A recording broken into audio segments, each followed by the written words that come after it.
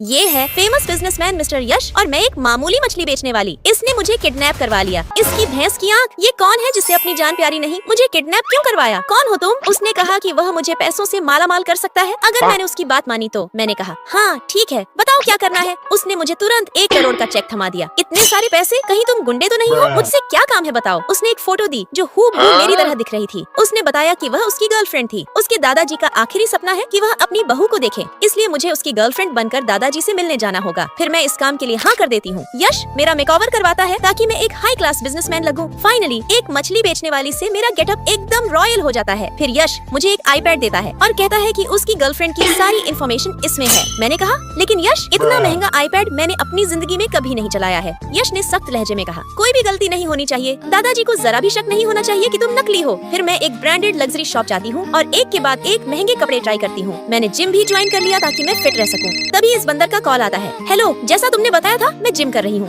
बोलो क्या बात है। उसने कहा मैं देखने आ रहा हूँ कि तुमने कितना वेट लॉस किया है। इसकी भैंस की, मर गई मैं तो आराम कर रही थी। मैंने जल्दी से अपने चेहरे और शरीर पर पानी डाल लिया ताकि उसे लगे कि मैं पसीने से तरबतर हूँ। तभी ये बंदर आ गया। अरे यार, मैं तो पूरा थक गई हूँ, पसीना भी बहुत आ रहा है। उसने आकर पूछा कितनी देर से वर्कआउट कर रही हो? मैंने कहा मैं लगभग 2 घंटे से लगातार जिम कर रही हूँ। सच्ची? भूख भी बहुत लगी है, क्या लेकर आए हो? तभी उसने मेरी स्मार्ट वॉच देखी और मेरा झूठ पकड़ा गया, इसकी भैंस की। उसके बाद मैं अच्छे से तैयार होकर यश के साथ उसके दादाजी से मिलने जाती हूँ। तभी चलते चलते मेरी हील्स फंस जाती हैं और मैं सीधे यश के ऊपर गिर जाती हूँ। यश मुझे कसकर पकड़ लेता है और हम दोनों की नजरें एक दूसरे से टकरा जाती हैं। उस पल हम दोनों एक दूसरे की आंखों में खो जाते हैं। फिर यश शर्मा जाता है और वहाँ से चला जाता है। यार, ये खड़ूस होने के साथ साथ काफी कूल भी है। फिर मैं दादाजी के पास जाती हूँ। दादाजी कैसे हैं आप? चलिए हम बाहर कहीं घूमने चलते हैं। मैं दादाजी को लेकर बाहर घूमने जाती हूँ और यश मुझे छुपकर देख रहा था। धीरे धीरे मुझे भी वह पसंद आने लगा है। दोस्तों, कहानी आगे और भी इंटरेस्टिंग होने वाली है। अगर आप अगला पार्ट देखना चाहते हैं तो लाइक और सब्सक्राइब करके कमेंट में लाल दिल भेजो।